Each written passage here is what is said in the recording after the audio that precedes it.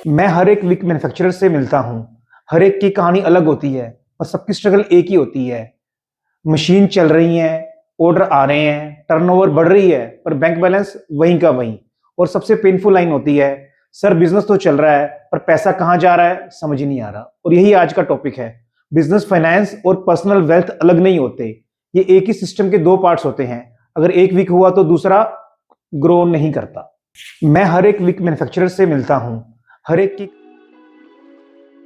ज़्यादातर manufacturer business और personal को पैसे को अलग-अलग समझते हैं। होना भी ऐसा ही चाहिए, पर सोचिए ज़रा, क्या ये आपके केस में अलग होते हैं? जब फैक्ट्री का पेमेंट डिले होता है, तो घर के खर्चे कम करने पड़ते हैं। और जब बिज़नेस में लॉस होता है, तो आपका कॉन्फिडेंस ही घर चला जाता है आपके। और जब घर में फाइनेंशियल स्ट्रेस होता है, तो आपका फोकस बिज़नेस से हिल जाता है और वो कहीं और चला जाता है। मतलब क्या हुआ? आपका बिज़नेस और पर्सनल ज़िंदगी एक ही ब्लड स्ट्रीम शेयर करते हैं। एक के प्रेशर का असर दूसरे पे पड़ता है। इसलिए बिज़नेस फाइनेंस सँभालना और अकाउंटिंग सिर्फ अकाउंटिंग ही नहीं है, ये एक इमोशनल बैलेंस है। मैं एक सिंपल ट्रुथ बोलता हूँ, profit is theory but cash flow is reality. आप प्रॉफिट देख के खुश हो जाते हो। इस साल 50 लाख का प्रॉफिट हो गया, 1 करोड़ का प्रॉफिट हो गया। पर जब वाइफ 9 लाख का हार मांगती है, तो कैश नहीं होता। क्यों? क्योंकि पैसा प्रॉफिट में है, पर पॉकेट में नहीं है। मैन्युफैक्चरर बिजनेस में पैसा 5 जगह अटक जाता है। पहला, स्टॉक में ज्यादा प्रोडक्शन, स्लो मूविंग इन्वेंट्री, या फिर हमने डिस्काउंट के चक्कर में ज्यादा परचेज कर लेते हैं। दूसरा, क्रेडिट, क्लाइंट से पेमेंट लेट होती है, या फिर बड़े ऑर्डर के चक्कर में हम क्लाइंट को लंबा क्रेडिट दे देते हैं। तीसरा, एक्सपेंसेस, फैक्ट्री के बढ़ते हुए ओवरहेड या अननेसेसरी खर्चे और high admin cost, high rental, ये भी पैसे को अटका देते हैं। चौथा है लोन्स। कई बार हम बिजनेस एक्सपेंशन के लिए लोन्स ले लेते हैं, उनके ईएमआई और इंटरेस्ट का प्रेशर बहुत ज्यादा हो जाता है। पांचवा, पर्सनल विड्रॉल। भाई मैंने तो थोड़े शौक भी जरूरी हैं, तो मैंने अपने शौक पूरे करने हैं। ये सब मिला के बिजनेस एक हैमस्टर का व्हील बन जाता है। पैसा आता है, पर चक्कर लगाता रहता है, वहां पे रुकता नहीं है। और जब पैसा रुकता नहीं है, तो पीस भी नहीं रुकता। चलिए ऑनेस्टली देखते हैं कि हम कौन से ट्रैप में फंस जाते हैं। चलिए ऑनेस्टली देखते हैं कि हम कौन से ट्रैप में फंस जाते हैं। चलिए ऑनेस्टली देखते हैं कि हम कौन से ट्रैप में फंस जाते हैं। चलिए ऑनेस्टली देखते हैं कि हम कौन से ट्रैप में फंस जाते हैं। चलिए ऑनेस्टली देखते हैं कि हम कौन से ट्रैप में फंस जाते हैं। सबसे पहला, mixing business and personal money. आज भी बहुत से लोग बिजनेस के अकाउंट से ही घर की ईएमआई, बच्चे की स्कूल की फीस देते हैं। लगता है छोटी सी बात है यार, इससे क्या फर्क पड़ता है, पर यही फाइनेंशियल ब्लर क्रिएट कर देते हैं। आपको कभी क्लियर नहीं होता कि बिजनेस में एक्चुअल प्रॉफिट कितना आ रहा है। रिजल्ट, डिसीजन गट फीलिंग से लेते हो आप, डाटा से नहीं लेते। दूसरा, not paying your self A salary. Manufacturers normally सोचते हैं कि मैं मालिक हूं, मैं सैलरी क्यों लूं, सारा प्रॉफिट ही मेरा है। पर सोचिए, जब आप अपनी पे को फिक्स नहीं करते, तो आपकी पर्सनल लाइफ बिजनेस के अप्स एंड डाउन से अफेक्ट होती है। आप अपनी सैलरी निकालिए। अपनी सैलरी निकालना ईगो नहीं है, सिस्टम है। या आपको बिजनेस और आपको पर्सनल और बिजनेस में एक फाइनेंशियल क्लैरिटी देती है। तीसरा, इग्नोरिंग ट्रू कॉस्टिंग। प्रोडक्शन और कॉस्टिंग हर मैन्युफैक्चरर की हार्ट बीट होती है, पर हम ज्यादातर एस्टिमेट से कॉस्टिंग निकालते हैं, डाटा से नहीं। हम सोचते हैं ये प्रोडक्ट 100 रुपए का बन रहा है, चल यार 105 का बेच दो। पर जब हम उसमें डेप्रिसिएशन, इंटरेस्ट की एप्रोप्रिएशन करते हैं, तो उसकी कॉस्टिंग 115 116 पे चली जाती है, और इसमें हमने प्रॉफिट का एलिमेंट तो भी जोड़ा ही नहीं है। तो फिर ये जो 15 या 10 रुपए का डिफरेंस होता है, यही हमारा पीस को छीन लेता है। तो प्रॉपर कॉस्टिंग सिस्टम ही नहीं है, बल्कि आपके प्रॉफिट का प्रोटेक्टर भी है, जो कि आपको अलाउ करता है कि आप हर आइटम प्रॉफिट के साथ बेचेंगे। चौथा, tax planning at last moment. हम इनकम टैक्स की प्लानिंग ईयर एंड पे करते हैं।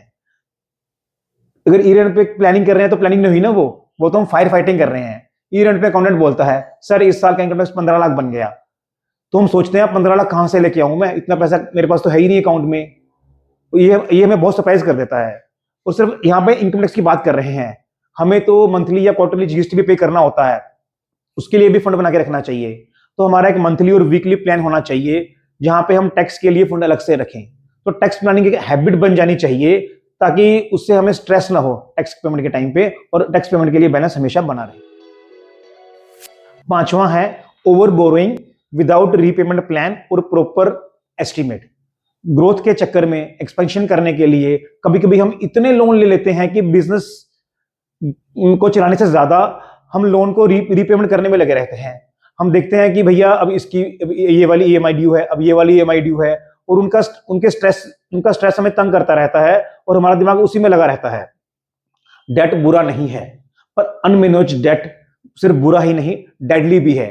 डेट लो, लेकिन उसके साथ एक ग्रोथ का प्लान बनाओ और रीपेमेंट कैलेंडर बनाओ, जिसको फॉलो करो, और उसको फॉलो करके आप अपना पीसफुली बिजनेस को चलाएंगे और डेट की रीपेमेंट करेंगे। प्रॉब्लम्स की बात तो हमने बहुत कर ली, अब बात करते हैं सॉल्यूशंस की।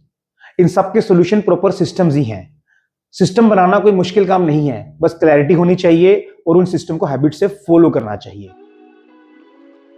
तो हमारा पहला स्टेप है फिक्स योर सैलरी। अपने आप को एक एम्प्लॉय की तरह ट्रीट कीजिए और फिक्स सैलरी लीजिए, और उस फिक्स सैलरी से ही अपने सारे पर्सनल खर्चे चलाइए और एक इन्वेस्टमेंट कीजिए, और साल के एंड में बिजनेस के प्रॉफिट के हिसाब से एक बोनस भी ले लीजिए। इससे आपको मोटिवेशन मिलेगा कि मैंने बिजनेस में और मेहनत करनी है और मुझे प्रॉफिट ज्यादा चाहिए। दूसरा स्टेप है प्रॉफिट का एक हिस्सा वेल्थ में लगाइए। अब यहां पर आप बोलोगे कि भैया मैंने अपनी सैलरी ली थी और अपनी सैलरी का कुछ हिस्सा मैं वेल्थ में लगा रहा हूं, तो वो आपकी पर्सनल वेल्थ थी, ये बिजनेस की वेल्थ है। जो प्रॉफिट का हर महीने के प्रॉफिट का 10 से 15% निकाल के आप कहीं इन्वेस्टमेंट कीजिए, जो इससे बिजनेस की वेल्थ बनेगी। देखिए, जो मशीनरी होती है वो डेप्रिशिएट होती है और इन्वेस्टमेंट एप्रिशिएट होती है, और जब भी आपको बिजनेस में फंड्स की जरूरत होगी, तो जो यही आपने बिजनेस के पैसे वेल्थ में लगाए हुए हैं, इनको विड्रॉ करके आप बिजनेस में दोबारा इन्वेस्ट कर देंगे और आपको लोन्स नहीं लेने पड़ेंगे। तो आपका पैसे को आपके लिए काम करना चाहिए, ना कि सिर्फ मशीनों। तीसरा है मंथली टैक्स का फंड बनाना।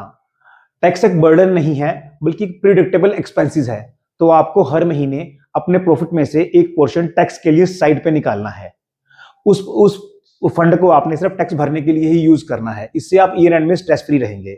और अगर आप कर सके ना, तो जितना आपने टैक्स भरना है ईयर एंड में, आप उसका 15 से 20% एक्स्ट्रा निकालें। तो इस फंड को आप लॉन्ग टर्म के लिए रखें, और जब भी कभी कोई लिटिगेशन आए आपके ऊपर, देखो बिजनेस में आप काम कर रहे हो, कभी ना कभी गलती तो होगी ही होगी। जब लिटिगेशन आएगी, कोई आपको पेनल्टी या इंटरेस्ट पे करना पड़ रहा है या एक्स्ट्रा टैक्स पे करना पड़ रहा है, तो इस एक्स्ट्रा टैक्स का जो फंड है, इससे आप इजीली पे कर सकते हो और आपके ऊपर कोई स्ट्रेस नहीं आएगा और बिजनेस को कोई झटका नहीं लगेगा। फोर्थ स्टेप है कैश फ्लो की मॉनिटरिंग करो। टर्नओवर नहीं, कैश फ्लो डिसाइड करता है कि बिजनेस हेल्दी है या नहीं है। आप स्टॉक सेल कर रहे हो, क्रेडिट पे कर रहे हो, स्टॉक को परचेज कर रहे हो, कैश के ऊपर कर रहे हो, तो आपकी टर्नओवर तो बढ़ रही है, पर जो अकाउंट में कैश है वो नहीं बढ़ रहा।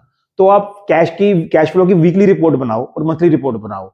हर वीक की पहले प्रोजेक्शन करो कि अब कितना कैश आएगा और कितना जाएगा, फिर उसको मॉनिटर करो कि कितना कैश आया, कितना गया और कितना बैलेंस बचा है, और उसमें वेरिएंस है तो क्यों आ रहा है।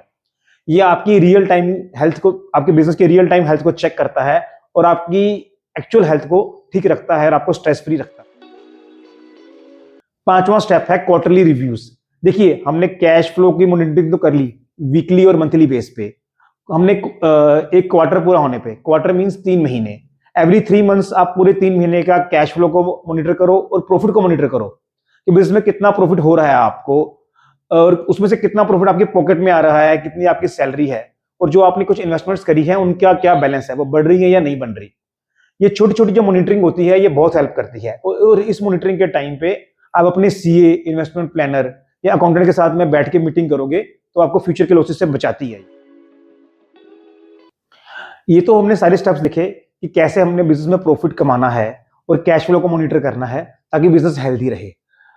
अब अगर इन स्टेप को फॉलो करेंगे तो प्रॉफिट को कमाना तो बहुत इजी है, और आपको लग रहा होगा आप इजीली कर लोगे, लेकिन उसी प्रॉफिट को जो आपने कमाया है वेल्थ में बदलना बहुत मुश्किल है। ये मैच्योरिटी से ही आता है। वेल्थ तब बनती है जब पैसा खाली बिजनेस में नहीं, बिजनेस के बाहर भी आपके लिए काम करता है, जैसे कि mutual fund, property, equity, insurance और गोल्ड। ये सब आपकी एब्सेंस में भी आपकी फैमिली को स्टेबिलिटी देते हैं। अगर आप आज 1 लाख रुपया महीने का सेव कर रहे हो और उसको इन्वेस्ट कर रहे हो, तो 10 साल में यही आपका सबसे लॉयल एम्प्लॉय बन जाता है, जो बिना कंप्लेंट के आपके लिए दिन रात काम करता है और आपको पैसे कमा के देता है। आपका बिजनेस आपकी सिर्फ एक इनकम की सोर्स नहीं है, ये एक लीगेसी का भी प्रोजेक्ट है, जो आप अपने बच्चों, पोते पोतियों के लिए कुछ उनको कुछ देके जाओगे और छोड़ के जाओगे। सोचिए आपके बाद क्या चलेगा, फैक्ट्री, मशीनें, ब्रांड या आपका सिस्टम। फैक्ट्री, मशीन और ब्रांड तो तभी चलेगा ना जब आपका बच्चा या पोता आपके बिजनेस को ज्वाइन करेगा। लेकिन जो आप लेगेसी बनाओगे, एक वेल स्ट्रक्चर बनाओगे, वो आपके बिना भी काम करेगी। और आपकी फैमिली को पूरी क्लैरिटी होनी चाहिए कि कौन सा पैसा कहाँ पड़ा है, कहाँ कितनी वेल्थ पड़ी हुई है और उसे कैसे विदड्रॉ करना है। बिना सिस्टम के जो आप लेगेसी बनाओगे ये भी एक स्ट्रेस बन जाता है। लेगेसी को बनाने के लिए भी सिस्टम चाहिए। दोस्तों, अगर आप दिन रात फैक्ट्री में लगे रहते हो और साथ में अपने बैंक अकाउंट को भी चेज करते रहते हो तो समय आ गया है नंबर से दोस्ती करने का। मैं हूं अरुण, आपका चार्टर्ड अकाउंटेंट, और मेरा मिशन सिंपल है, बिजनेस ओनर को उनके बिजनेस से आजादी दिलाना और उनकी मेहनत को वेल्थ में कन्वर्ट करना। अगर आप चाहते हो कि आपका बिजनेस आपके लिए काम करे, ना कि आप बिजनेस के लिए काम करो, तो लाइक, शेयर और सब्सक्राइब जरूर कीजिए, क्योंकि यहां हम सीखते हैं कि कैसे प्रॉफिट को वेल्थ में और वेल्थ को फ्रीडम में बदला जाता है। Numbers that build freedom.